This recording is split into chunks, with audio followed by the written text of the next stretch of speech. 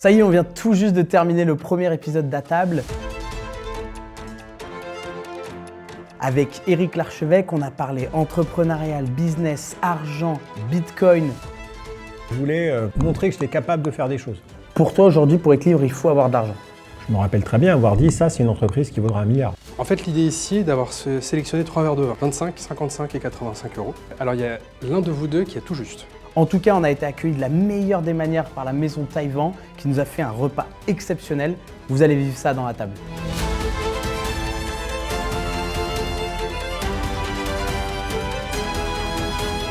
Je me suis dit, j'en ai marre de ce pays, je ne reviendrai plus jamais en France et je me barre. Bonjour à tous et bienvenue dans ce premier épisode d'Atable. Je suis Raphaël Potard, on est ici à Paris, au cœur de la maison Taïwan, une maison 2 étoiles qui nous a accueillis aujourd'hui. J'ai le plaisir d'accueillir Éric Larchevêque pour ce premier épisode. Bonjour Éric, comment vas-tu? Salut Raphaël, merci beaucoup pour cette invitation. Merci à toi d'avoir répondu présent. Je vais rapidement expliquer le format parce que, comme tu l'as vu, il est un peu particulier. Ouais.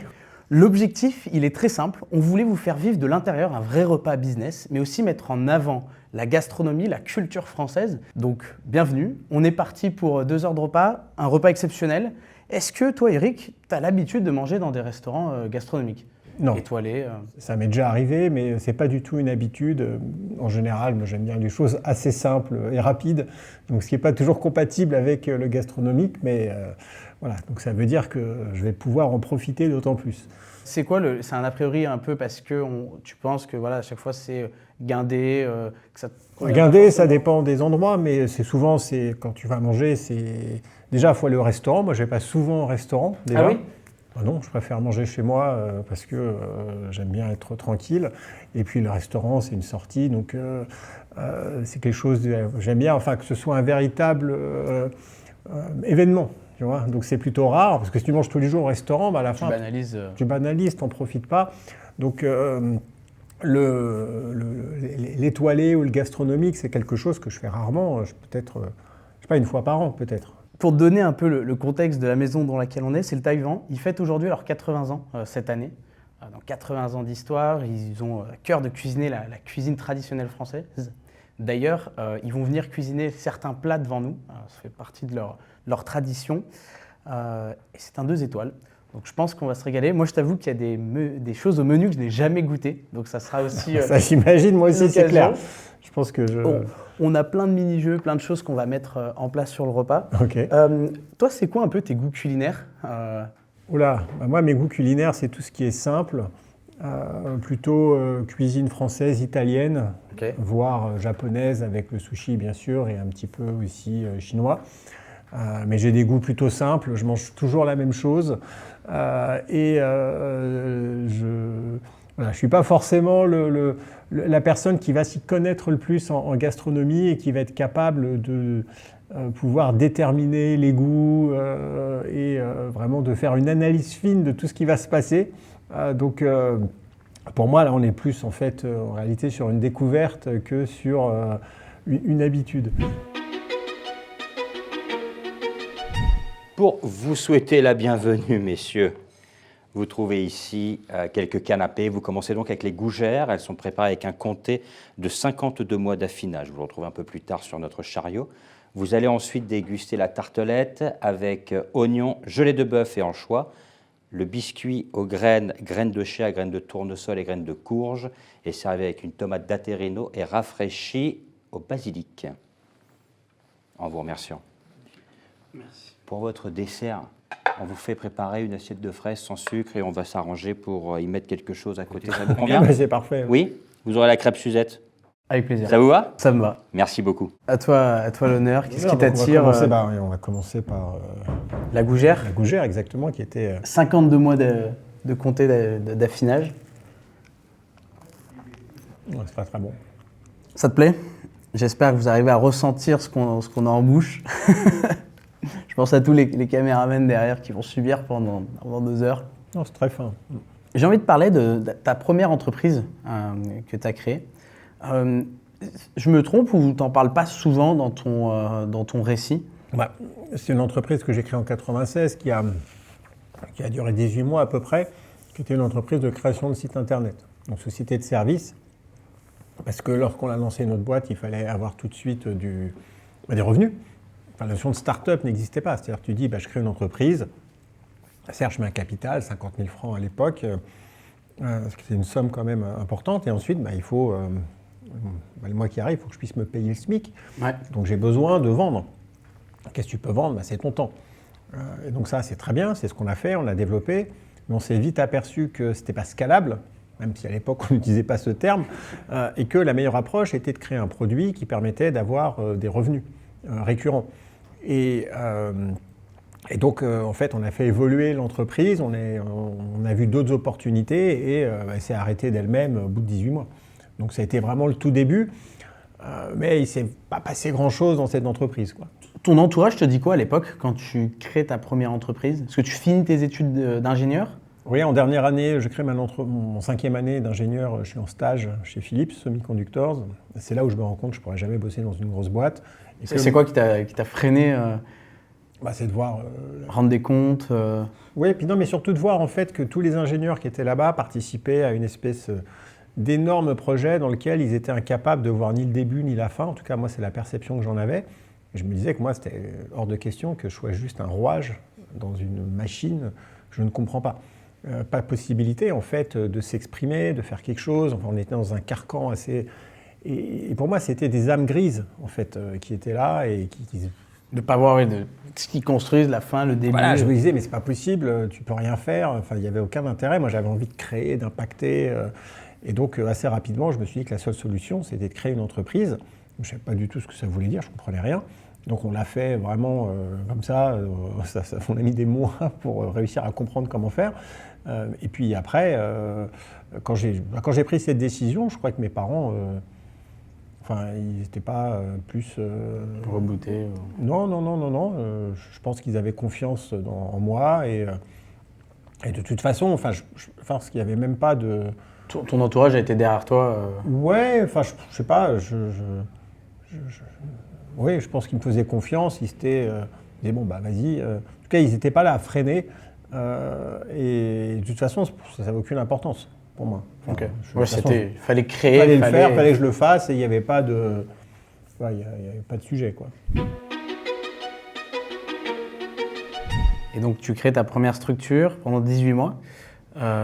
Et après, la deuxième idée, comment on arrive Est-ce que c'était finalement pas un échec, mais une fin naturelle qui se faisait? Comment on passe à l'étape d'après?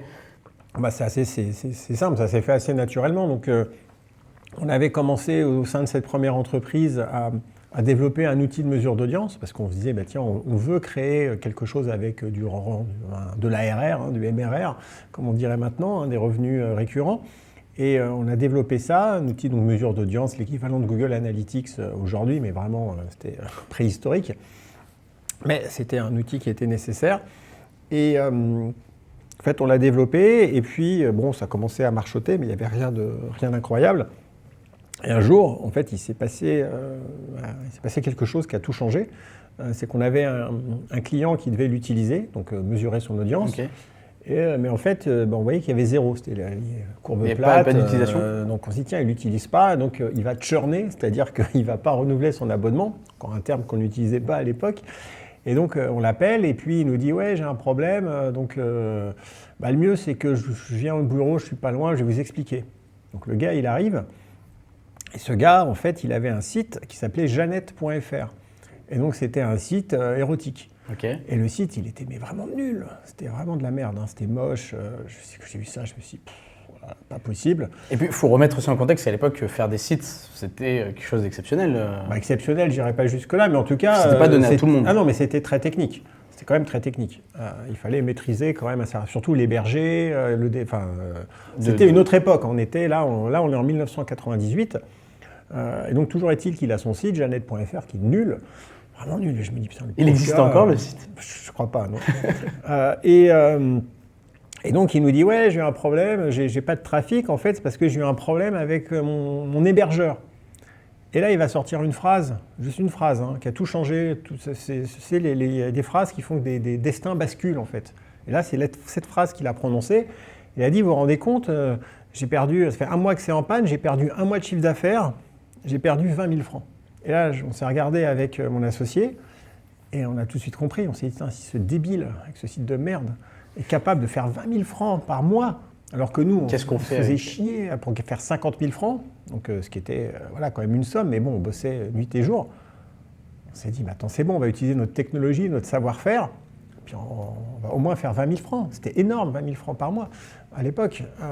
Et donc, on a créé une nouvelle société, parce qu'on ne pouvait pas mélanger les torchons et les serviettes.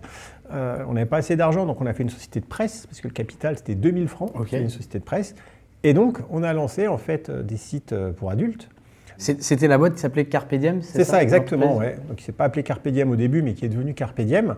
Et on a lancé ça, et donc il y avait vraiment pas mal de technologies derrière. Enfin, on peut rigoler, on peut penser ce qu'on veut, mais en fait, c'est vraiment ce qu'on a développé. C'était avec les moyens de paiement, enfin, c'était un peu une fintech avant l'heure. On était capable de processer des cartes de crédit en ligne, ça n'existait pas tout ça à l'époque, il n'y avait rien.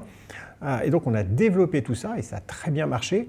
Et dès qu'on a vu la courbe de croissance, on a abandonné la première entreprise. C'est parce que je me demandais comment on arrive à aller créer quelque chose pour du contenu pour adultes, comment l'idée peut naître. Et du coup, c'est de l'opportunité. Et c'est souvent comme ça que ça fonctionne.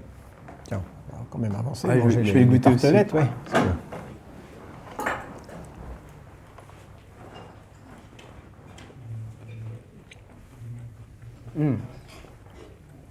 T'as mangé les deux en même temps? Non, j'en avais mangé une avant. Ah, j'avais pas vu. Messieurs, Non, quand même. le caviar Waouh! que l'on va vous servir sur les amusements. T'en as déjà mangé? Du caviar? Ouais. Oui, ça m'est déjà arrivé. Moi, c'est la première fois que j'en mange du comme ça. C'est vrai? Ouais. Faut faire un vœu. Faut faire un vœu? Toujours quand c'est la première fois. Je vais le faire alors. Et ton entourage, il te dit quoi quand tu lances du coup cette société qui est pour du contenu pour adultes, qui plus est, c'est quoi les gens peuvent être, c'était pas du tout démocratisé en plus à l'époque, c'est pas quelque chose de normal de conscientiser. Bah non, c'est quelque chose qui est complètement, on va dire, inconnu, et ça va générer là pour le coup du bazar, parce que en fait, c'est quelque chose déjà que je ne vais pas cacher, tu vois, que je vais assumer complètement. Merci. Tartare de bœuf, tartare de thon, pardonnez-moi, surmonté avec le caviar sélection Taïwan et d'une émulsion de TIOPP. De TIOPP. TIOPP. C'est un alcool, c'est très proche du Porto. D'accord. On appelle ça le Jerez. Ok. D'accord. Le pain de la maison Lalos, meilleur envoyé de France. Et vous retrouvez ici un beurre non pasteurisé et salé qui vient de la ferme du Bourgrou, dans le Cotentin, pardonnez-moi, en Normandie. C'est la famille Viard. Merci beaucoup. Merci à vous. Bon, Eric, je peux que te souhaiter une bonne dégustation. Bah écoute, merci beaucoup. Magnifique. Donc oui, donc du coup, tu ne veux pas t'en cacher? Non, je m'en cache pas, et en fait, ça va même me servir de filtre d'un point de vue social. C'est-à-dire que c'était même quelque chose que je revendiquais, et ça me permettait assez rapidement de faire le tri en fait dans mes amis, mes connaissances. De ceux qui étaient encore là. De ceux qui étaient encore là, oui, tout à fait. Et donc, ça a été salvateur, en fait, parce que j'ai pu me débarrasser, en fait. Ça m'a appris à me débarrasser des boulets. Alors après, chacun pense ce qu'il veut, mais en tout cas, tous les gens qui étaient assez critiques par rapport à ça et qui n'avaient pas de réelle construction intellectuelle pour en discuter, mais qui disaient « Ah, c'est pas possible », etc. Je dis « Bon, salut, moi, j'ai plus besoin de te parler, en fait. » Donc, je ne cherchais pas à me justifier ou à faire changer qui que ce soit d'avis, mais ça m'a permis, en fait, de me libérer de toutes les contraintes. Ça m'a libéré aussi d'une partie de ma famille. Parce que ça pesait sur toi Oui, quand même. Donc c'est un peu le moment clé salvateur qui te permet d'avancer. Ça me permet d'avancer, et surtout, ça me permet de comprendre assez tôt qu'il y a un moment, tu vois, si tu fais tes trucs, tu avances, il y a des gens qui ne sont pas contents, pas de problème. Moi, j'étais complètement aligné et raccord, en fait, avec ma position morale, parce que je considérais que je faisais ça dans cette activité pour de bonnes raisons, que tout était complètement légal, géré, qu'il y avait zéro sujet en réalité. Et donc ça m'a assez tôt forgé le caractère sur la nécessité impérieuse, en fait, de couper les ponts, de ne pas t'emmerder, en fait, avec les gens qui te font pas avancer. Qui te font pas avancer, qui te tirent vers le bas. Et donc ils ont le droit de dire ce qu'ils veulent, mais j'ai aucun problème avec ça. Mais sauf que je cherchais pas, en fait, à plaire. Je cherchais pas à... Oui, c'était ce qui te fait vibrer, ce qui te fait avancer. Voilà, ça me faisait avancer. Moi, je savais que je le faisais Voilà, encore une fois, pour de bonnes raisons, il n'y avait rien de bizarre, de malsain en fait dans mon approche. Et du reste, la plupart des journalistes qui venaient nous voir, etc., étaient surpris. Ils disaient, mais en fait, qu'est-ce que vous faites? Vous êtes juste une bande d'ingénieurs, parce qu'il y avait il n'y avait pas de poster dans les bureaux, enfin, tu ne pouvais jamais deviner ce qu'on faisait, parce que en fait, c'était un produit comme un autre, et on appliquait des méthodes business comme les autres. Et comme on était un peu les seuls à vouloir faire ça, parce que les personnes qui étaient vraiment super douées en business, ils allaient faire autre chose, ils n'allaient pas dans cet univers, qu'on avait face à nous des gens qui étaient là plutôt pour des mauvaises raisons, des raisons personnelles, on a pu détruire la concurrence. Et c'est pour ça que ça a très très bien fonctionné. Et, ça dure combien de temps Ça a duré 3 ans pour moi. Après, j'ai passé en fait la main, je suis parti à l'étranger. T'es parti où? Je suis parti en Roumanie, parce que j'avais besoin de changer d'air. Voilà, il y avait plein de raisons qui faisaient que je ne voulais plus rester en France. C'était contrôle fiscal, c'était contrôle TVA, contrôle tout. Enfin, on a tout. Ah, tu pars pour ces raisons-là? Ah, je pars parce que j'en peux plus. En fait, on avait une boîte qui fonctionnait bien.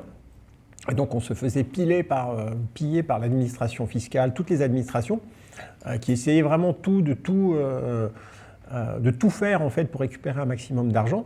Et bien sûr, à la fin, on a gagné tous nos recours, tout, parce que ce qu'on faisait était complètement clean. Mais voilà, ça m'a fatigué et je me suis dit, j'en ai marre de ce pays, je ne reviendrai plus jamais en France et je me barre. Voilà. Donc je dis, allez hop, on va. C'est fou que c'est arrivé à ce point à dire. Parce qu'en plus, tu as l'air d'être attaché quand même à la France, en plus tu es revenu, mais c'est fou qu'à un moment. À l'époque, j'étais en colère, oui. Ah oui? Je me disais, non, mais la France ne veut pas de moi. Tu sais, dès que tu gagnes de l'argent. Tu avais une rancœur, un peu? Ouais, un peu. Enfin, pas tant que ça, parce que la rancœur, tu vois, c'est quand tu gardes ça à l'intérieur. Moi, je me suis dit, ok, je me barre. Oui, ils ne veulent pas de moi, je vais ailleurs. Ah oui, voilà, moi, je suis hyper pragmatique. Donc, j'ai senti qu'en fait, on n'était pas vraiment le bienvenu. En tout cas, c'était ma perception des choses, tu vois. Et donc, ma réponse a été de partir. Et donc, j'ai vraiment tout fermé en France, tout terminé. Et vous avez vendu, du coup, cette première boîte-là? On l'a déplacée, en fait. On a déplacé le siège social en Belgique. Moi, j'ai quitté, je suis parti en Europe de l'Est, en Roumanie. Il y a un nouveau CEO qui est arrivé, qui a continué d'opérer. Et moi, je suis parti par de nouvelles aventures. Parce qu'en plus, j'avais envie de changer un peu. J'avais été quand même pas mal... tu vois, j'avais beaucoup travaillé, peu dormi. Et donc, je me dis, allez, on change d'air. Et donc après, là, tu fais un peu d'immobilier, 2-3 activités sur place. Ouais. Et le poker intervient quand? Voilà, il intervient bien plus tard. Parce que du coup, tu rentres directement en France ou il y a d'autres étapes? Non. Quand j'ai quitté la Roumanie, je suis allé en Lettonie. Okay. Là, pareil, je me suis dit, la Lettonie, c'est un pays qui est neuf, qui est en train de se construire. Et donc, j'ai traversé l'Europe, je me suis mis là-bas. Et j'ai développé de l'immobilier. J'ai développé un hôtel qui s'appelle Dodo Hotel, qui existe toujours, un hôtel d'une centaine de chambres. Qui t'appartient toujours? Ouais, tout à fait, en partie. J'avais avec un associé français.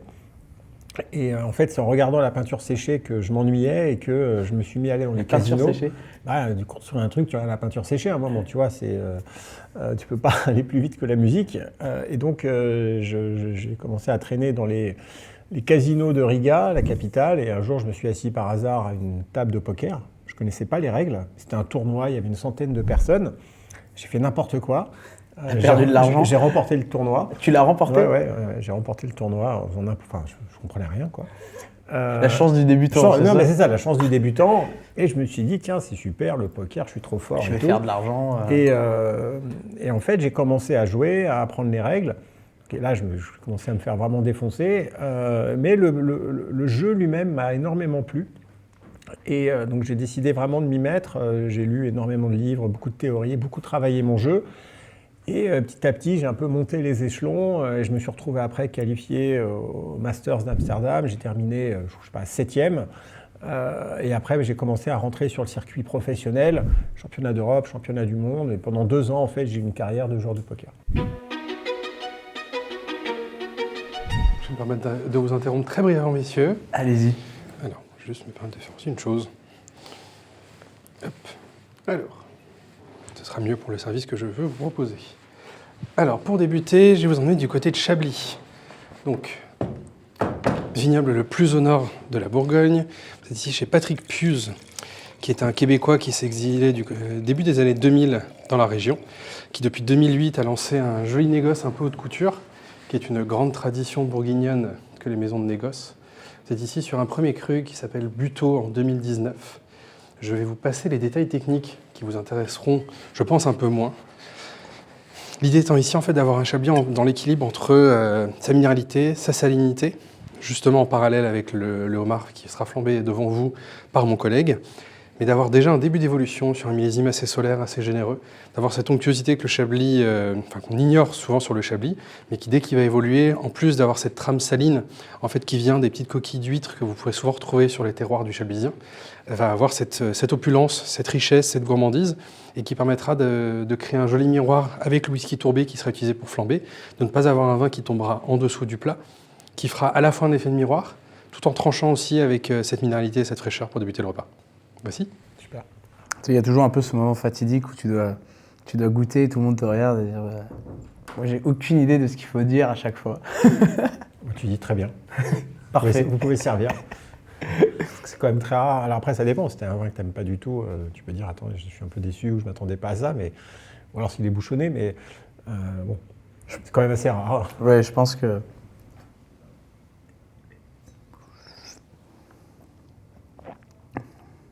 Très bien. Vous pouvez servir.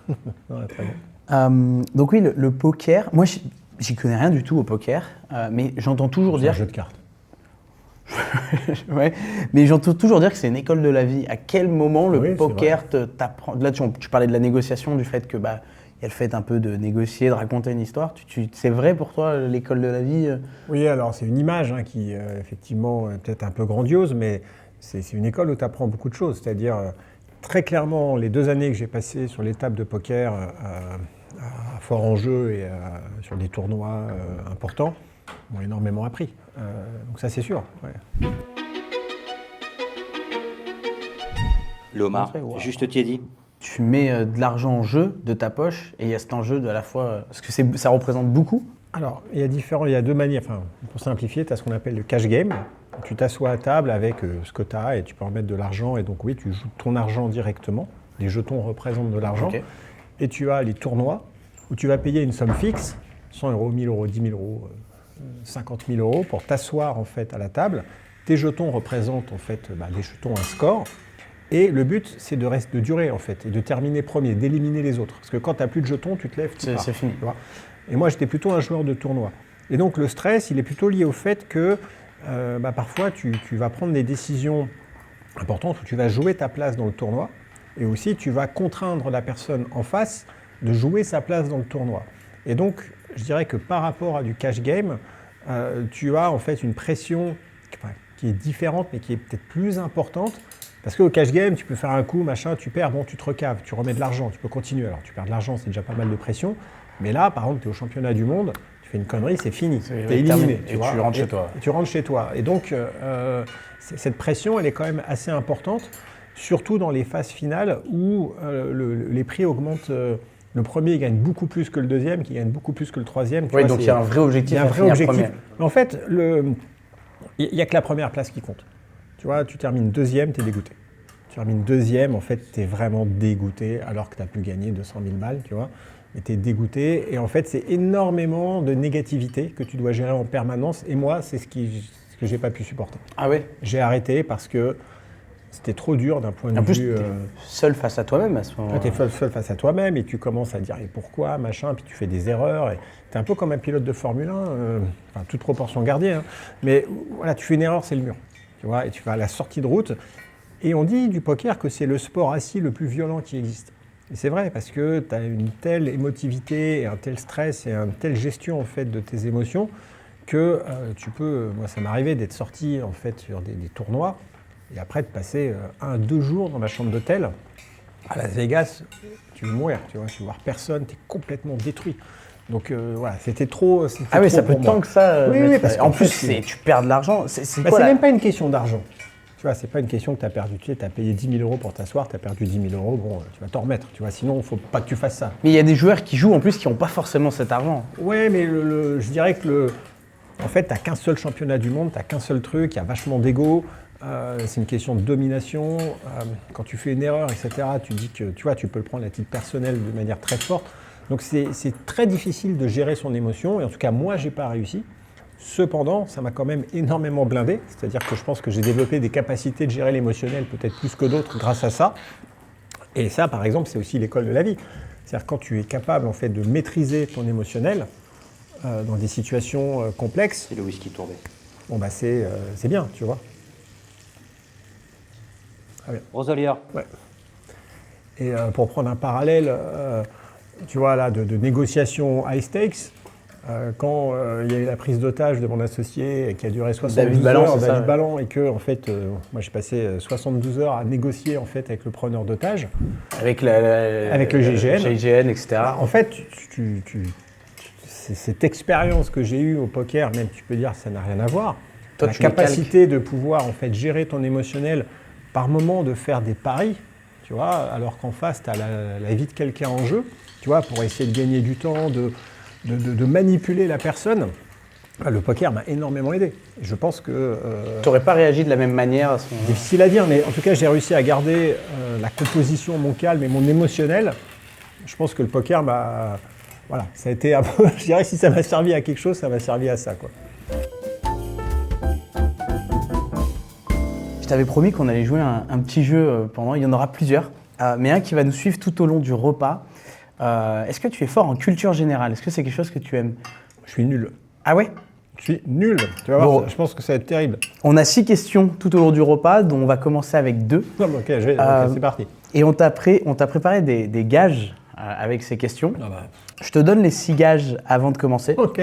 Le premier, c'est que si tu réponds faux à un moment, c'est de prendre une story avec moi en mettant meilleur podcast en description. D'accord. Le deuxième, c'est nous dire quel est l'entrepreneur le plus surcoté en France, dans les gages. Le troisième, ça sera de faire une tier list des milliardaires, tu sais, un classement de 6 milliardaires. Okay. Le quatrième, faire une tier list des jurys de qui veut être mon associé. Oh là là. Le cinquième, m'inviter aujourd'hui au restaurant. Donc, Et le sixième, scroller dans ton téléphone et appeler la personne sur laquelle ça tombe. Ah non. En plus, j'appelle jamais les gens, ils vont croire que quelqu'un est mort. Est-ce que tu es prêt pour les 2 premières questions? Je suis foutu. On commence, si tu veux, pour faire les tests, moi c'est vraiment un exercice que j'adore, la culture générale. On a demandé à nos entourages et quand on avait plus de 8 bonnes réponses, on partait du principe que c'était facile et après on descendait graduellement. Non, mais, Première question, quel est le nom de la start-up française qui concurrence OpenAI et Anthropic? Mistral.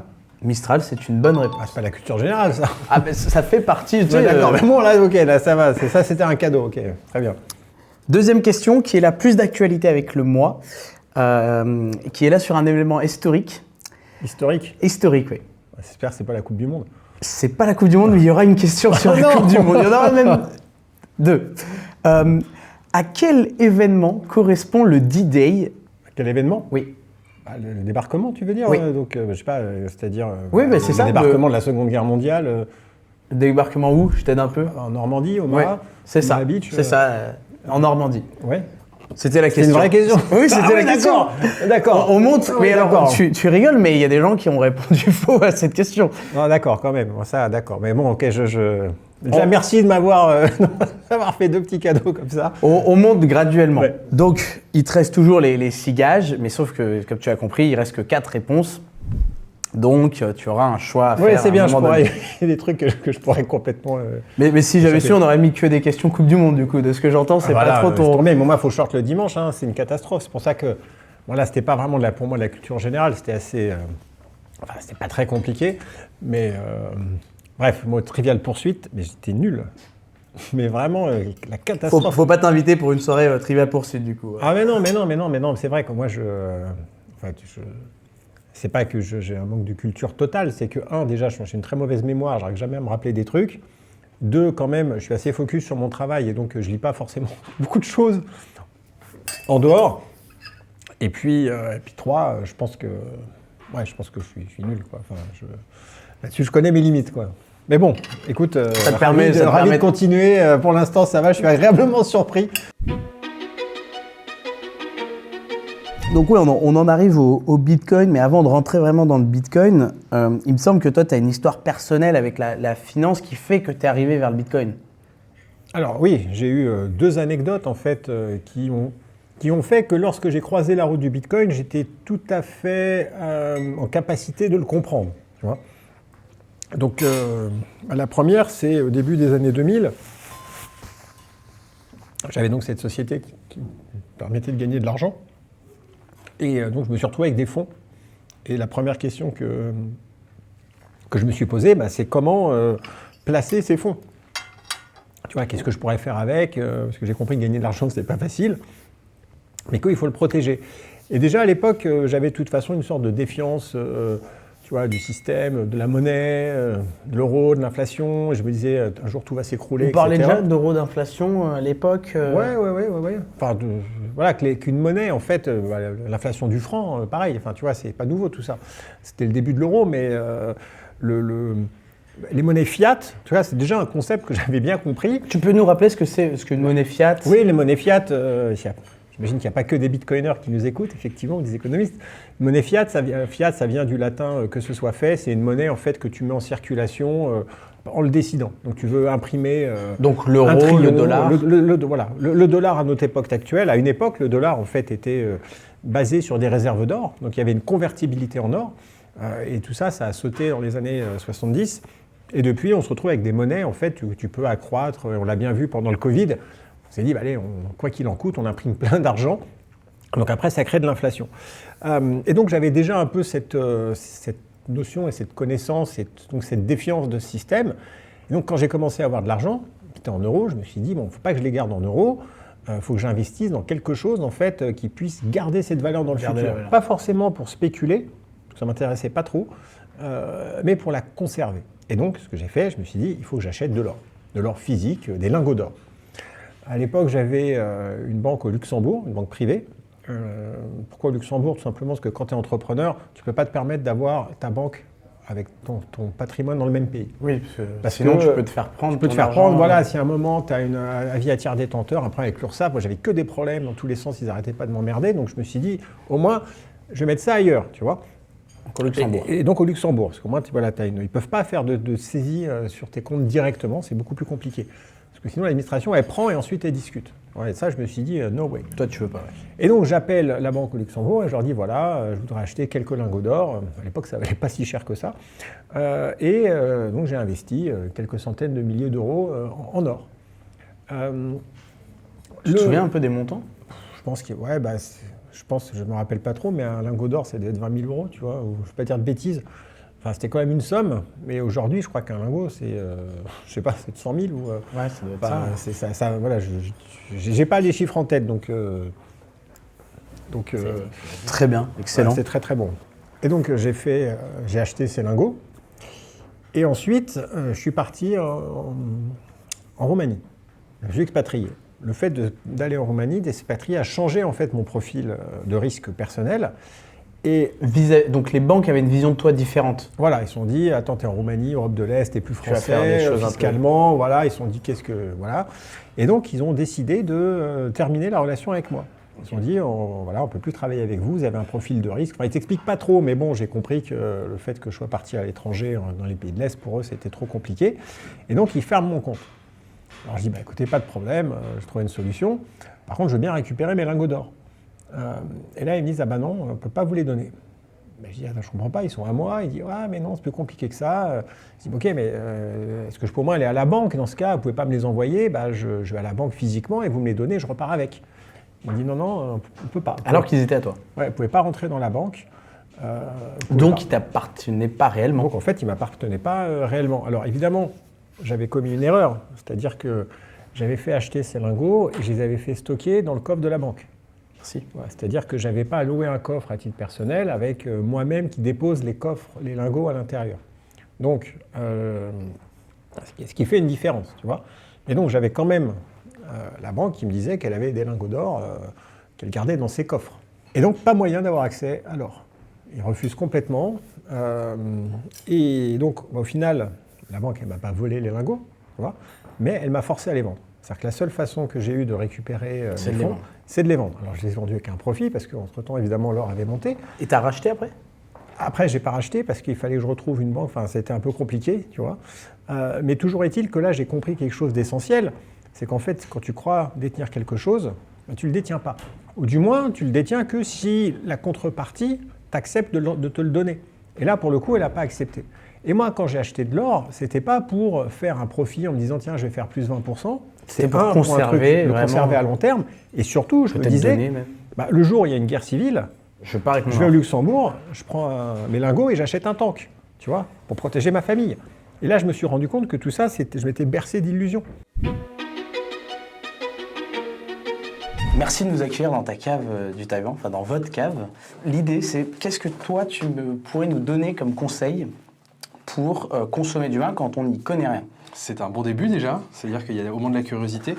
Et je pense que c'est par là que je commencerai. En fait, il faut de la curiosité, parce que c'est un domaine de passion. C'est un domaine qui est à la fois excessivement technique et extrêmement émotionnel. Parce qu'en fait, lorsqu'on commence, on ne va pas essayer de comprendre les terroirs, la complication des climats de Bourgogne, de la rive gauche à la rive droite du Bordelais, mais on va plutôt avoir besoin de ressentir des choses. Je pense garder un esprit ouvert, ça c'est déjà important. Parce que ça, c'est déjà un milestone, c'est un premier moment important dans la dégustation. Et c'est ça, moi je conseillerais de garder vraiment l'esprit ouvert, d'avoir de la curiosité et de poser des questions, tout simplement.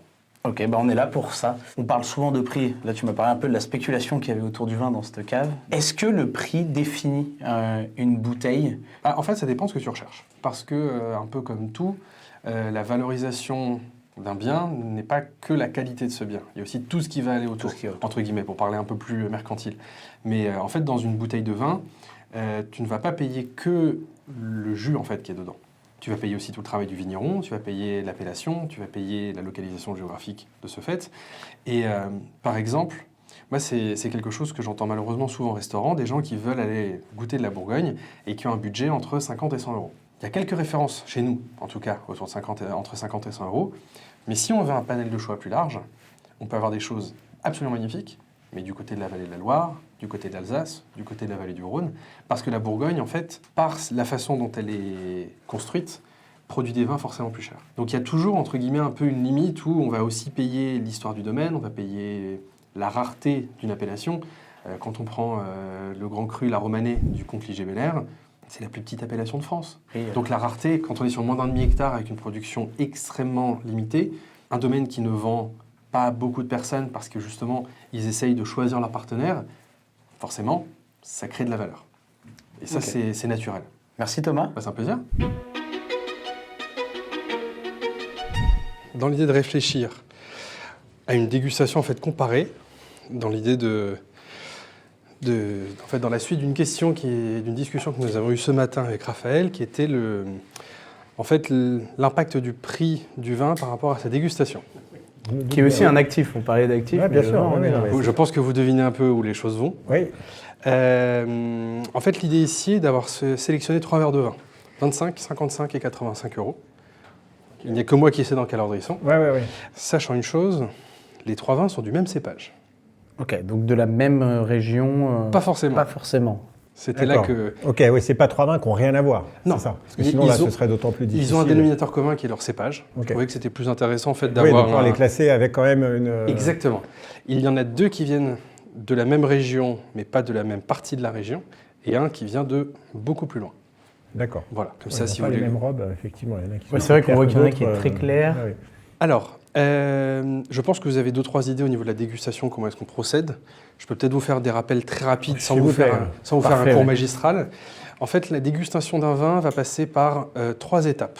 3 étapes qui sont en forme d'entonnoir. L'idée étant en fait de partir d'idées globales et d'en arriver sur une conclusion. La première étape, et vous avez déjà commencé à l'appréhender, c'est le visuel. Lorsqu'un vin déjà va se déguster à travers sa robe. C'est la première remarque que vous avez faite. Effectivement, ils n'ont pas la même intensité, pas la même robe, pas la même couleur. Vous avez des intensités qui sont plus ou moins profondes, plus ou moins sombres. Et en fait, ça va donner des indices sur l'âge du vin, sur sa concentration, sur sa teneur en alcool, sur sa teneur sur la profondeur, sa richesse. La seconde partie va être olfactive. L'idée va être de sentir le vin une première fois, de commencer à avoir de confirmer et d'infirmer certaines hypothèses qui ont été posées plus tôt. Et ensuite la phase gustative qui est évidemment la plus importante puisque le vin est tout de même un mets qui se déguste. Et à partir de cette phase-là, avec toutes les hypothèses émises par le passé, d'aller trouver une idée. D'accord. Donc je vous invite à prendre le premier verre qui est à votre droite. T'as une idée, Eric Bah, déjà avec la robe, oui, j'aurais déjà une première idée de classement, mais c'est pas forcément... Ouais, j'allais dire naïvement, celui que j'ai vu le moins doit être le plus cher. Que tu as vu le moins? Ouais, enfin en termes de robe, de couleur, je vais pas utiliser des termes que... Mais j'allais dire qu'il est rouge Ferrari, celui-ci. Oui, effectivement. Il y a ce côté un peu brillant. Là, par exemple, sur ce vin, je verrais des notes un peu tuilées, je verrais ce côté presque un peu de la groseille, qui est légèrement translucide, mais qui a quand même une certaine profondeur de couleur.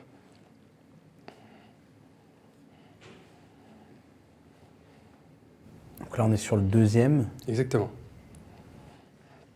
Donc là, avec une robe qui est tout de suite un peu plus soutenue, un peu plus en profondeur, et qui...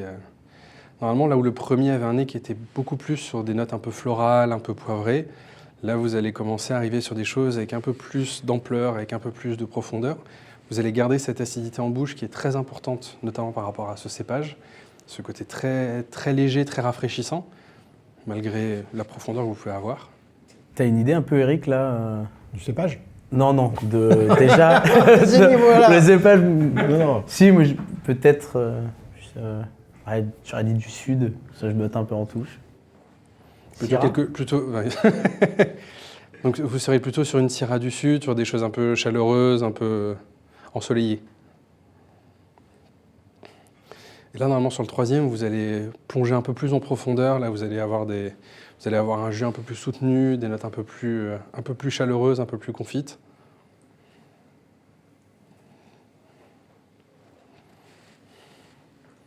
Voilà, j'ai mis mon classement, mais bon, très subjectif, hein, du moins cher au plus cher. Voilà, je te fais l'effet là. Là, c'est bien le dernier verre que vous avez goûté? Non. Non, c'est le deuxième? Oui. Ok. C'est-à-dire que, voilà, Donc toi, tu penses que c'est... Pour moi, le plus clair, le plus jeune, c'est celui-là. Ok. Donc, je trouve le moins peut-être intéressant. Et ensuite, je ne mettrai pas dans l'ordre dans lesquels on l'a goûté. C'est-à-dire que pour moi, celui que j'ai goûté en deuxième me paraît plus riche que celui-là. Voilà, mais c'est très personnel et bon... Moi, en fait, lui me surprenait parce que je me dis, je le connais pas. Enfin, j'ai pas l'habitude de voir ces couleurs-là, donc naturellement, il est peut-être plus cher parce que je consomme pas des vins de ces prix-là. Mais je vais faire par celui que j'ai préféré. Donc, ah non, mais ça c'est le deuxième. Oui. Et là, même moi, je mettrais le troisième en premier et le premier en Et donc deuxième. duquel? Du moins cher, le plus. Ouais, là, ça ferait Là, le c'est dernier moins cher. qu'on a goûté, le premier et le. Donc là, c'est moins cher, plus cher, c'est ça? Oui, c'est ça. Ok, oui. Ok. Alors, il y a l'un de vous deux qui a tout juste. Donc, ça doit être toi, parce que je pense que moi, je ne connais pas grand-chose. Là, votre modestie vous honore, parce que c'est vous qui avez tout juste. Ah bon? Ah ouais. D'accord. Parce que, Ah ouais, donc je suis à côté de la plaque. Moi, j'ai tout faux du coup. Il n'y en a pas un de bon. Il n'y en a pas un de bon.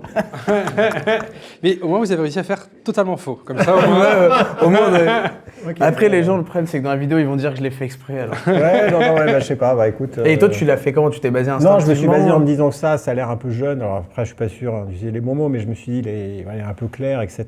Donc, forcément avoir de la richesse. Et après, j'ai essayé de voir en fait en profondeur, en tanin, et je me suis dit que celui-là était quand même plus intéressant que celui-là. Voilà. Donc j'ai fait par élimination, mais... L'élimination était bonne. Alors, Donc là, on a. Alors qu'est-ce qu'on a maintenant? Parce que... alors, déjà, le cépage commun, c'était le pinot noir. D'accord. L'idée, en fait, le pinot est un cépage qui est joliment marqué sur son fruit et sur sa fraîcheur, mais qui est surtout un cépage qui fait très bien parler les terroirs. C'est ce qui est assez intéressant lorsqu'on déguste à l'aveugle, c'est que des pinots de terroirs différents vont avoir une appréhension assez différente et une texture, un jus, un goût, une profondeur et en fait une émotion très différente. Le premier que je vous ai fait goûter est un pinot noir qui n'est pas français. Australie? Exactement. C'est un pinot noir dans le sud de l'Australie, sur la Mornington Peninsula. Vous êtes celui-ci, c'est ça? exactement, sur le domaine 10 News by Tractor, qui est un très beau domaine, qui en fait a également un des plus beaux bars à vin du monde. Si vous êtes dans le coin, allez-y absolument. Je ne travaille pas pour eux, je n'ai pas d'intérêt chez eux, je n'ai pas d'action chez eux, mais c'est un bar à vin avec une carte des vins splendide. Donc c'est un verre de vin que nous vendons ici à 25 €. Le second vin que vous avez goûté, donc, qui est le troisième, je le ferai à la fin. Le troisième vin que vous avez goûté, donc, qui était le milieu. Ouais. Voilà, c'est ça. Vous êtes 55. ici donc, en Bourgogne. Vous êtes sur la côte de Beaune. Vous êtes sur le domaine des Comtes-Lafont, donc un des très très grands domaines de Meursault. Et pour le dernier, donc, qui est le deuxième que vous avez dégusté, vous êtes du côté de la Côte de Nuit cette fois-ci. Vous êtes sur le domaine Roumier, ici sur un monopole à Moret-Saint-Denis, qui est le Clos de la Bussière, qui est un premier cru également. Très bien, bravo Eric. Parce que il y avait tout juste, et j'ai vu, même tu avais le nom l'Australie. Je m'en doutais un peu, mais... c'est vrai ouais. Ah oui, en fait, voilà. On a un connaisseur. Non, franchement, voilà, voilà, j'aurais pas trouvé, je me disais que c'était un peu Bourgogne, mais la Côte de Nuit, Côte de Volnay, là, Bah, super, merci beaucoup. Merci à vous, messieurs. Merci. Mes collègues vont arriver avec la suite et Ouais. je vais également faire la carte. Bon, bah écoute. Bravo. Alors, c'est quoi ton gage? Il n'y avait pas de gage de prévu. dommage. Ah mince. Bah écoute, ça va. mince. Moi, je m'en sors mieux que prévu pour le moment. Bah ouais, pour le moment. Et du coup, ton quel le préféré? Parce que c'est vrai qu'on... Bah, c'était celui-là. Ah oui, ok. Enfin, oui, vraiment. C'est pour ça que je l'ai mis, pour ça que j'ai aussi suivi un petit peu mes propres goûts. Donc voilà, il se trouve que j'ai des goûts de luxe, tu vois. Oui. à 85 € le verre. Oui, ça doit faire un peu plus de 500 € la bouteille.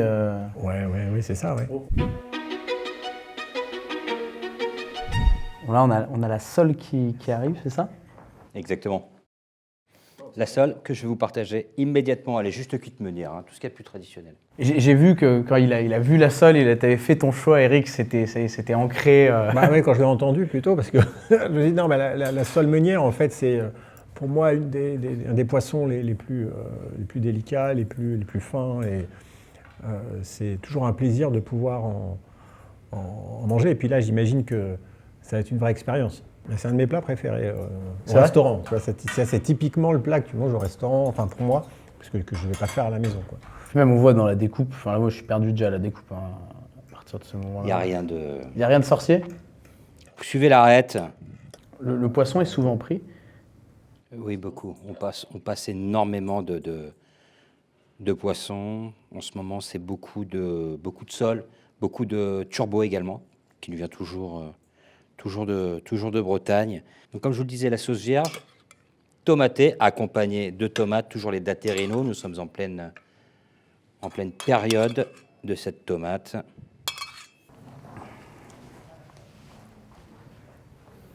Merci. C'est nous qui vous remercions. C'est vrai que quand j'avais vu le menu, je l'avais vu en avance. Je ne savais pas sur quoi tu allais t'orienter. Moi, il y avait le poisson qui me tentait bien. Oui, bah, comme ça, c'est bien. Donc, du coup, tu crées Ledger qui devient une licorne. Tu expliquais, donc, qui atteint la valeur d'1 milliard. Alors, ça n'a pas été simple, mais oui, à la fin, ça a donné ça. Ouais, ça a été les montagnes. Surtout que les crypto-monnaies fluctuent en permanence. Comment on arrive à... Est-ce que dès le début où tu as créé Ledger, tu t'es dit ça va être une licorne? Ou c'est au fur et à mesure? Il me semble que vous avez levé des fonds aussi. Le jour de la création de Ledger, c'est-à-dire le jour, en fait, on était 8 cofondateurs, on s'est réunis dans le sous-sol de la maison du Bitcoin à l'époque et qu'on a décidé de créer Ledger. Je me rappelle très bien avoir dit ça, c'est une entreprise qui vaudra 1 milliard. Enfin, qui peut valoir 1 milliard. Parce que ça le vaudra, on n'était pas certain, mais en tout cas, on savait que c'était possible. Et donc moi, j'étais absolument certain qu'il y avait cette possibilité de réussite à grande échelle et que Ledger représentait enfin la possibilité pour moi de créer une entreprise qui vaudrait un jour 1 milliard. Donc ça, c'était sûr, évident que c'était possible. On allait y arriver, ça c'était autre chose. Mais on savait que là, on se racontait. Il y avait la vision. Il y avait la vision et on ne se mentait pas à nous-mêmes en disant ça peut valoir 1 milliard. Parce que des fois, tu sais très bien que c'est impossible. Et en plus, c'est que vous créez je pense qu'on le mettra à l'image, mais c'est des objets physiques. C'est pas juste on vend un produit sur du vin, non, il faut qu'il y ait quelque chose qui réponde. Oui, c'est des coffres-forts physiques basés sur la carte à puce, donc ça c'est l'électronique. Mais il y avait la nécessité de fabriquer le produit, de l'expédier, de le vendre. Enfin, donc c'était toute une logistique. Logistique et assez complexe. Tu passes combien de temps? Parce que tu as été l'équivalent de PDG, PDG de Ledger. 5 ans. 5 ans. 2014-2019. Et après, donc ça se termine pour toi. Qu'est-ce qui se passe? Tu vends tout et ça y est, tu n'es plus chez Ledger ou En 2019, la situation de Ledger est compliquée parce que les marchés crypto sont en baisse, donc les ventes sont en recul, on perd de l'argent. il faut restructurer la boîte. Tu vois. Et à l'époque, on avait un peu une direction bicéphale, moi et Pascal Gauthier. Pascal Gauthier, c'est l'actuel dirigeant de Ledger. Et en gros, il y a eu un peu une discussion de savoir, de dire c'est un fauteuil pour deux. En fait, il y en a qu'un qui doit rester. Je me retrouve devant la situation de faire un choix. En fait, est-ce que c'est moi qui reste ou est-ce que je pars? Donc il y a eu tout un process un peu compliqué qui n'a pas été simple, mais à la fin, en gros, pour aller à la conclusion, j'ai décidé de partir, de quitter Ledger, laisser la place à Pascal. Tu aurais aimé rester Oui, bien sûr, j'aurais aimé rester. C'était pas une décision qu'à la fin j'ai prise, mais parce que j'étais un peu dos au mur. Mais bien sûr que j'aurais voulu rester. Maintenant, est-ce que j'aurais dû rester? Ça, c'est autre chose, on ne saura jamais. Parce que du coup, c'est plus du tout la même chose de lancer une entreprise, parce que vous avez fait plusieurs levées de fonds. Oui, à cette époque, on avait levé déjà pas loin de 100, pas loin de 100 millions d'euros déjà, un peu moins. Donc l'entreprise avait déjà en fait une croissance et un arc de développement qui était qui était plutôt intéressant.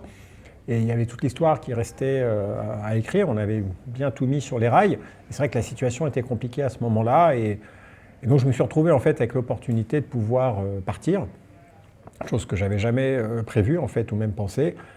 Et donc, j'ai pris cette option. Et je suis parti. Je suis allé sur mon bureau, j'ai pris un carton, j'ai tout mis, je suis parti et je suis jamais revenu, quoi. Donc c'était la fin pour moi.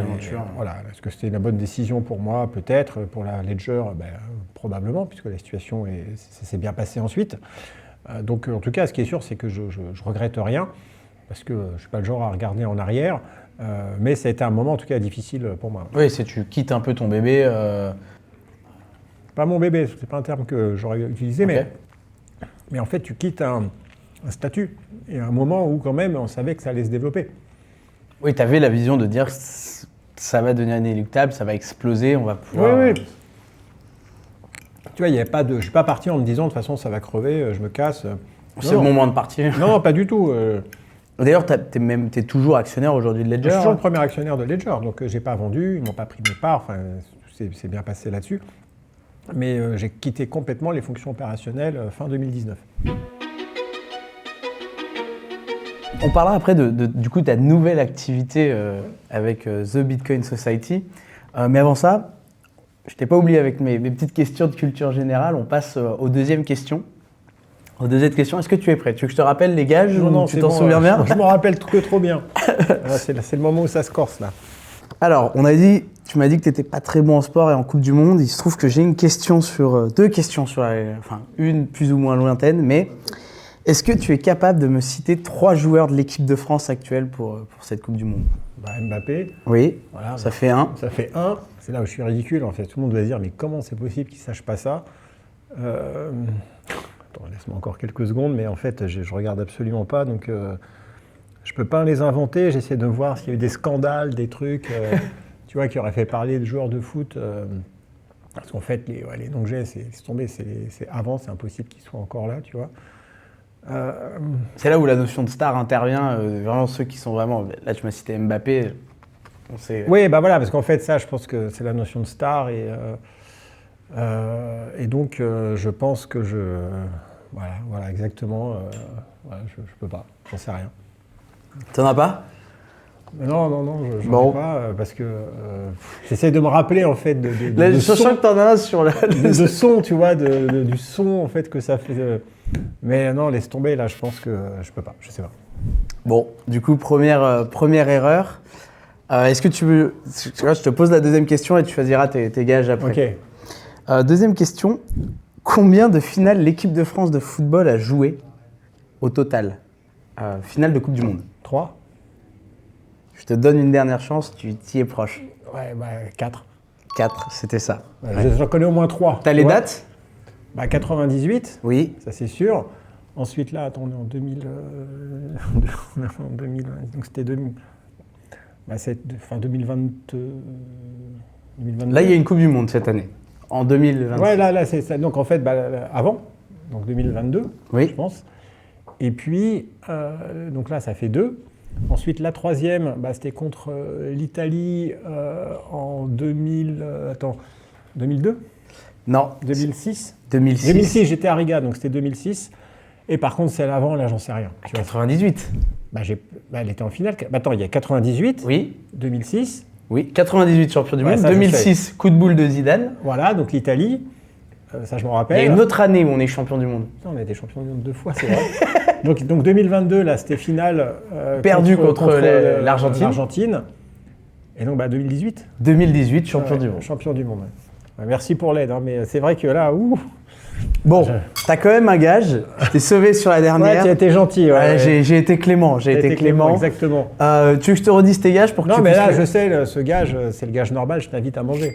Ok. C'est pas vraiment un gage, c'est plutôt un retour tout à fait normal. Donc TBSO. Ouais, donc TBSO, ça c'est une société que j'ai, on va dire, lancé le projet en 2025. Donc c'est quand même quelques temps après Ledger. Mais entre-temps, j'avais quand même développé des activités, des business.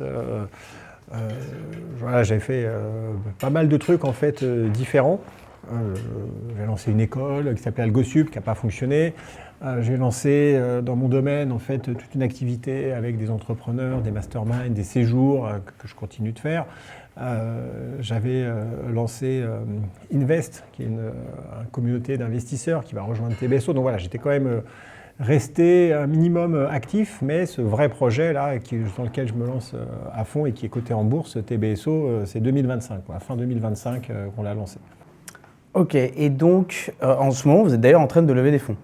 Voilà, au moment où on tourne, là on est le 10 juin et ça s'arrête ce soir. Ce soir. Voilà, Bon, vous ne ça, serez plus en train de lever des Voilà, on fonds. ne sera plus en train lors de la diffusion, on ne sera plus en train de lever des fonds. T'es un amateur de fromage? Bien sûr, tout à fait. T'as une petite préférence? Ouais, alors je pense pas qu'on va en trouver là, mais le camembert de Bufflone. Parce que bon, c'est pas très français. J'ai pas eu le temps de passer chez Italie ce matin. Voilà, exactement. Ouais, Excusez-moi, mais, monsieur. Mais sinon, en revanche, je vends du brie. Oui, le brie, c'est très bien. Et puis, très bien, ça, hein. Non, mais c'est parfait. Hein. Il faut absolument que vous goûtiez, j'en ai parlé en début de repas, le fameux comté 52 mois d'affinage. 52 mois. Monsieur. Ouais. Les pois, c'est parfaite. Le Sainte-Maure est juste comme il se doit. À Filetta, si vous voulez également goûter un fromage à base de lait de brebis, ça vient de Corse. Roquefort, Pont-l'Évêque, il y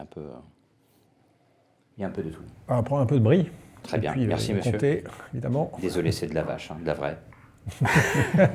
On sent un peu de rocker dans la vache. Mais parce que du coup, c'était du camembert de Bufflone, oui. Bufflone, oui, non, mais c'est très doux. Enfin voilà, j'ai dit ça parce que tu m'as demandé, mais le comté, s'il vous plaît. Alors là, vous le coupez comme ça. Oui, parce qu'en fait, il y a une grosse concentration de cristaux de sel qui s'est formée dans le fromage. Et le cristaux de sel va vraiment fondre sous votre langue lorsqu'il est coupé en fines lamelles. Alors que si on fait en tranches, le goût est complètement différent, beaucoup plus fort, presque moins plaisant, si je puis dire. Donc un peu d'époisse pour monsieur, du comté également. Du comté, bien sûr. Je suis un gros fan de comté. Et le brie aussi. Et le brie? Ouais, je me laisse tenter. Je terminerai par l'époisse, bien évidemment. Merci. Merci à vous, messieurs. C'est vrai que le comté 52 mois, gros fan de comté en plus, pouvoir le goûter. C'est vrai que moi, je me vois couper des blocs. Non, mais normal, c'est comme ça, mais là, c'est. Ah ouais, c'est vrai que. Le problème, c'est que j'ai l'impression que quand on goûte ce genre de produit, comment on fait pour revenir aux autres, aux classiques? Comté jeune, 12 mois, du supermarché, tu veux dire? Je sais pas, mais. Donc oui, TBSO, donc vous êtes aujourd'hui à l'heure du tournage en train de lever des fonds.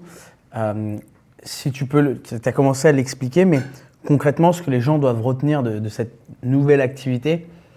Très simplement, c'est que déjà sur la raison d'être et l'objectif, c'est que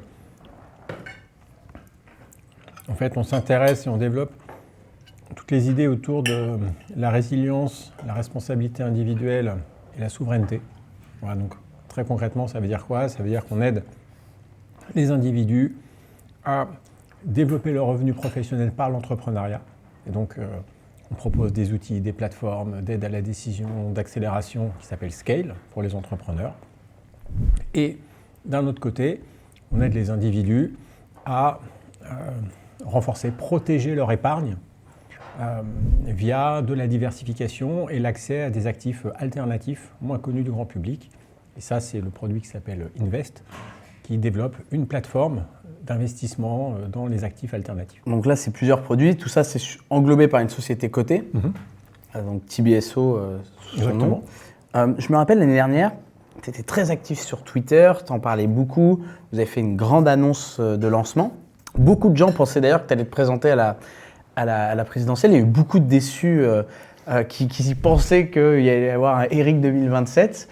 Comment toi, vous avez vécu de se dire, OK, on fait un gros teasing, on annonce quelque chose de grand et de voir qu'il y a un peu une partie de déception, parce que les gens s'attendaient à quelque chose qui au final était une entreprise. Comment vous avez vécu en interne de se dire, voilà, on va peut-être lancer quelque chose? Alors, on a fait En fait, initialement, le projet était un petit peu différent, et donc c'est pour ça qu'on avait fait une annonce autour de la nécessité d'aider les entrepreneurs, de pouvoir en fait proposer une vision différente de la société, basée toujours sur la même chose, responsabilité individuelle, souveraineté personnelle, etc. On devait lancer une Bitcoin Treasury Company et puis avoir une approche assez novatrice. Et puis finalement, en fait, le marché n'était pas aligné avec ce qu'on voulait faire. Parce que les objectifs principaux, c'était d'acheter du Bitcoin. Oui, initialement, c'était ça. C'était d'acheter du Bitcoin, de mettre un trésor en fait au profit du Network Society. Donc on avait en fait toute une vision qu'on voulait développer, qui était assez originale et qui plaisait ou qui plaisait pas, mais en tout cas qui avait le mérite d'être. Et pourquoi ça s'est pas fait Alors ça s'est pas fait tout simplement parce que pour être capable de faire ça, il faut lever des centaines de millions d'euros sur les marchés. Enfin, sinon, tu vois, ça n'existe pas, ça ne fonctionne pas. Oui, sinon on achète peut-être 50 € de Bitcoin tous les mois. Voilà, donc pour que ça fonctionne et que la vision fonctionne, il fallait acheter énormément. Et on s'est retrouvé en fait sur un positionnement de marché qui n'était pas propice à ça, c'est-à-dire que les investisseurs institutionnels ne souhaitaient pas suivre là-dessus, mais non pas sur ce projet en particulier, mais sur l'idée générale en fait d'accumuler du Bitcoin, parce qu'on était dans un environnement plutôt de bear market, tu vois, tu as les hauts, tu as les bas. Et donc le bear market, c'est quand le marché est tout le marché plus bas. Plutôt au plus bas, en tout cas n'est pas dans un positionnement plutôt de force. Et donc on était face à un choix. Soit en fait on attendait, parce qu'il n'y a aucun doute sur le fait que, parce qu'on disait avant, ça va fonctionner à un moment, et la conviction en fait elle est toujours la même, mais il fallait attendre 12 mois, 18 mois pour pouvoir commencer vraiment le projet. Et dans l'attente, tout ce qu'on avait commencé à développer en produit opérationnel allait souffrir. Soit en fait on acceptait, assumait le pivot de se dire finalement on n'est pas arrivé au bon moment. De ne pas vouloir embarquer tous les gens qui voulaient nous suivre sur un produit qui était trop risqué d'un point de vue marché parce qu'il arrivait au mauvais moment. Oui. Voilà, et donc on ne voulait pas en fait embarquer les gens dans quelque chose qui pouvait... on savait que ça allait être compliqué, parce qu'on a aussi cette responsabilité. Que l'objectif principal, c'est de se dire on génère des bénéfices, on achète en permanence du Bitcoin dans notre trésorerie. Parce que tu lèves des fonds. Et en levant ces fonds, vous achetez du Bitcoin. Voilà, c'est ça. Mais aujourd'hui, ça se fait qu'il y a beaucoup d'entreprises qui achètent du Bitcoin tous les mois. Alors, il y a deux... Enfin, tous les mois, tous les jours. Il faut différencier deux aspects. Il y a les Bitcoin Treasury Company comme stratégie aux États-Unis, Capital B en France, en Europe, qui eux lèvent des fonds pour acheter du Bitcoin. Okay, ça, donc c'est un play financier autour du Bitcoin. Et il y a ensuite les entreprises classiques qui ont des excédents de trésorerie et qui achètent du Bitcoin pour les placer, en tout cas, à long terme. Et là, tu as des boîtes comme Tesla qui font ça, et puis d'autres. Donc oui, il y a des entreprises qui investissent dans le Bitcoin leur trésorerie excédentaire, mais sans pour autant être une entreprise dont le seul but sera d'investir dans du Bitcoin. Et donc là, maintenant, vous avez pivoté, comme tu le dis, donc changé de cap pour répondre mieux au marché, concrètement. Oui, c'est ça. En fait, on s'est recentré sur nos activités opérationnelles, que j'ai décrites tout à l'heure, qui ont bien démarré et apportent une véritable valeur. Et donc, maintenant, l'objectif, ça va être de continuer de développer ces technologies, qui sont des technologies IA et FinTech, et de créer un maximum de valeur pour nos actionnaires. Abricot basilic, c'était en guise de pré-dessert afin de vous rafraîchir.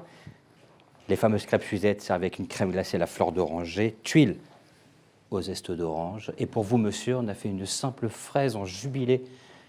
Tout ce qu'il y a dans votre assiette ne contient absolument pas de sucre, Très bien. à part celui naturel. Ah, de la fraise, de la fructose, oui. Est-ce que si là tu repartais de zéro, sans patrimoine, sans rien, la première chose que tu ferais, du coup, ça serait de t'activer, de construire, c'est ça? Ah oui, ce serait de m'activer, de construire, mais surtout de trouver des personnes avec qui le faire. Ah oui, pour toi c'est essentiel. C'est essentiel. Je me suis toujours associé dans toutes mes aventures. L'entrepreneuriat, c'est déjà difficile. Donc y aller seul, c'est vraiment compliqué. Maintenant, il faut mieux être seul que mal accompagné. Tu vois, je ne dis pas qu'il faut absolument y aller à plusieurs. Mais moi, j'ai toujours fait en sorte de trouver des associés. Et donc, j'essaierai de trouver quelque chose, tu vois, qui est à ma portée. Parce que le gros défaut et l'erreur de beaucoup de primo-entrepreneurs, c'est que la première marche, elle est trop haute. Enfin, ils disent, je vais faire ça, je vais faire des voitures volantes. Bah, super, bon courage, tu vois. Ouais. Donc il faut plutôt se dire qu'est-ce que je sais faire, qu'est-ce que je peux arriver à faire et qu'est-ce que je peux faire où vraiment, dans la réalité, dans 15 jours, je suis là et je vends, tu vois. Versus, je réfléchis à des trucs, des projets, parce que tu vois, une idée, ça n'a aucune valeur, il n'y a que l'exécution qui compte et donc tu dois pouvoir exécuter. Donc déjà, je chercherai ça. Et puis 2, j'essaierai de trouver quelqu'un qui pourra m'accompagner, avec qui je pourrai le construire. Est-ce que tu valides le fait, on entend souvent les entrepreneurs dire s'associer, c'est comme se marier? Bah oui. Oui, parce que évidemment, c'est un choix. Et pareil, un associé, en fait, tu ne le cherches pas. Tu le trouves? Tu le trouves, exactement. Tu vois, c'est comme un mari, une femme.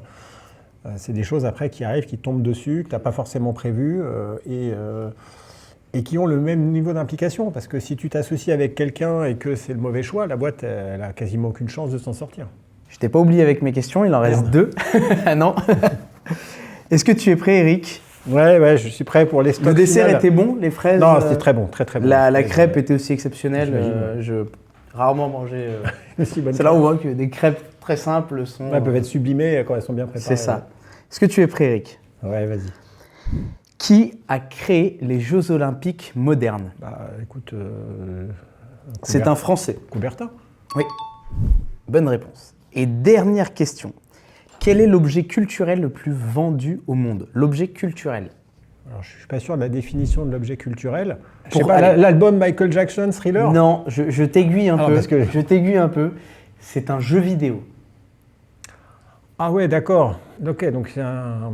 Bah écoute, donc quel est le jeu vidéo le plus vendu? Oui. Alors, donc j'imagine, bah, c'est la Game Boy. Non. C'est pas ça l'objet Non, c'est culturel? vraiment un pur jeu vidéo. Là, je t'aide plus que je t'ai donné Ouais, beaucoup non, mais d'indices. c'est vrai. Bah, alors écoute, C'est peut-être moins ta génération, je te l'accorde, mais je pense que tu me diras peut-être, mais oui. Je t'expliquerai pourquoi. écoute, là c'est difficile à dire, mais en matière de jeux vidéo, je pense quel est le jeu vidéo le plus vendu de tous les temps? Tu vois, si c'est ça la question, qui n'est pas une question simple, je sais pas, c'est GTA? Non, Putain. c'est Minecraft. Ah! Minecraft qui a été vendu, alors j'ai plus le nom parce qu'il change tout le temps. C'est vrai qu'en plus ils l'ont embarqué dans Windows.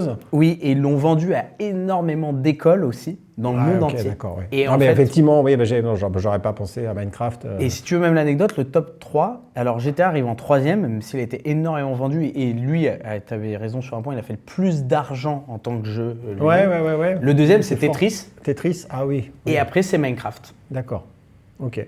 Ah non, bah là j'avoue que ouais, la question, je l'ai ratée. Tu vois, avec ma tour Eiffel au début, tu vois, j'étais complètement à côté de la plaque. Mais là, c'est vrai qu'on l'a posé à plusieurs personnes, et GTA revenait souvent. Ouais. Parce que tu sais, il est beaucoup. Bah déjà, il sorti. faut y arriver avant de réfléchir que c'est un jeu vidéo, tu vois, en objet culturel. Bah c'est en fait, il y a quelques années, les jeux vidéo sont rentrés dans. Ah ouais, non, mais t'as les raison, biens ouais, c'est culturels. vrai, non, mais t'as raison. C'est le moment fatidique. Quel gage en plus tu choisis? Donc déjà, tu m'invites. Ouais, au resto, ouais. Alors vas-y, rappelle-moi, parce qu'ils étaient Dis tous... alors, prendre une story en me taguant et en disant le meilleur podcast que j'ai fait, Ouais. juste le meilleur podcast. Quel est l'entrepreneur le plus surcoté en France? Faire une tier list des milliardaires, faire une tier list des jurys de qui veut être mon associé, et sinon scroller au hasard et appeler une personne dans ton répertoire téléphonique. T'as une tier list. Je te donne les noms. J'ai mis quelques Français, j'ai mis quelques internationaux. Il y en a 6. Alors, on a Mark Zuckerberg, le fondateur de Facebook. Bernard Arnault, le patron d'LVMH. Xavier Niel, on en parlait au début du repas avec Free notamment. Vincent Bolloré, propriétaire de Canal+, et plein d'autres sociétés. Jeff Bezos d'Amazon. Et Elon Musk. Je me suis dit quand même. Elon Musk avec X, avec SpaceX, Ouais, bien sûr, ouais. Tesla. Ok. Tac, c'est parti, tu as les têtes et tu peux toi-même les classer. Dis-les-moi en même temps, comme ça Qui tu Ok. mets en top 1 là, indéniable? Oui, bah, je vais mettre c'est Musk, hein, évidemment. Musk? Bah oui, c'est c'est quelqu'un qui a réussi à faire des choses incroyables dans plein de domaines, donc là, il n'y a pas de doute là-dessus. C'est qui en deuxième? Bah, j'ai mis Bernard Arnault. Bernard Arnault avec LVMH. Ouais, exactement, parce que quand même, c'est une belle réussite C'est française. un groupe énorme, hein, Ouais. soit dans le luxe. Ensuite, bah, je mets Mark Zuckerberg, ensuite Jeff Avec Bezos, Facebook. ensuite bah, je vais mettre Xavier Niel, et puis à la fin, bah, c'est Bolloré, c'est ça? c'est ça. Ouais, C'est voilà. lequel auquel tu t'identifies le plus? Bah, je m'identifie à personne, hein, parce que je suis très très loin de tout le monde, mais on va dire c'est pas une question de s'identifier, c'est juste, je pense, celui qui fait les choses les plus incroyables, à mon sens, et que je trouve dingue, c'est Elon Musk. C'est Musk. Ouais, bien sûr. Oui, on te renvoyait des fusées. C'est vrai qu'on dirait qu'il transpose ses rêves d'enfant à la réalité. quoi. Ouais, tout à fait. C'est quoi ton rêve le plus fou, là, la chose que tu pourrais faire en entreprenant si on te dit dans 10 ans, 15 ans, un truc complètement fou, les gens diraient non mais Eric, il dit n'importe quoi. Parce que Musk, il y a quelques années, c'était ce qu'on disait, et Ouais, demain non, mais- sa société sera cotée en bourse, SpaceX. Il y a quand même bien longtemps que j'ai compris que je n'étais pas Elon Musk, tu vois, et que les trucs fous comme ça, c'était peut-être pas quelque chose que j'allais faire, donc j'ai pas de réponse. T'as pas un rêve Non, quelque non, chose j'ai pas de rêve. Si, enfin, un seul objectif, ça c'est de réussir à refaire une boîte à 1 milliard, tu vois. Parce qu'une fois, tu peux dire que c'est un accident, 2 fois, tu commences à te dire, ok. Ah, donc oui, ça, il a vraiment il y a fini quelque le jeu chose. 2 fois. Donc en tout cas, c'est là où je vais mettre toute mon énergie, tu vois. Et en fait, c'est la seule chose qui m'anime, c'est de réussir à reproduire ça, en tout cas avec TBSO. Et je sais que ça va être très difficile. Et ma dernière question, Eric, ça sera, est-ce que tu vas entreprendre jusqu'à la fin de ta vie ou est-ce qu'un jour tu vas prendre ta retraite? Tu l'imagines comment? Non, je ne prendrai jamais ma retraite. Enfin, je pense qu'un jour je le ferai parce que je serai forcé, parce que je pense que mon corps ou mon esprit ne suivra plus. Mais je pense que non, je suis pas le genre en fait à juste rien faire. Cette volonté de construire, cette volonté d'entreprendre, elle est toujours là. Après, à un moment, je pense que je serai complètement has-been et tu vois, il sera probablement trop tard, mais je me vois mal en fait arrêter, ça c'est sûr. Bah, Eric, merci beaucoup d'être Merci à venu toi. dans la table. Merci d'avoir dégusté avec moi C'était un ce vrai repas. plaisir, c'était J'espère très que ça très t'a bon. plu. Ouais, excellent. Et écoute, est-ce qu'on peut se redonner rendez-vous dans 2-3 ans quand Bah ouais, TBSO aura avancé? exactement, pour la 100e de la table. Ah bah avec plaisir. Merci Eric. On est Merci un peu beaucoup. loin. Salut. Et bah table première. Par contre, il faut vraiment que je cours Ouais. là, parce que là, je suis vraiment dans la merde. On a fait une interview avec lui, on a aucun. En dessous, ils ont plus de 30 000 bouteilles. Et il nous a dit la meilleure question pour un initié, une personne qui ne connaît rien au vin, c'est de dire au sommelier je ne connais rien du tout, mais j'ai envie de découvrir. Et le but, c'est d'avoir notre invité Eric Larchevêque, de le mettre en avant, mais aussi de mettre en avant la gastronomie, la culture française, et de faire sortir ce qui se passe dans un de nos repas business qu'on a très régulièrement, de vous le montrer à l'image, et aussi de vous faire découvrir une cuisine qui est hors norme. Là, on avait avec le chef. Donc voilà, c'est faire découvrir tout ça. La France, on est un peu chauvin, on aime bien la bouffe.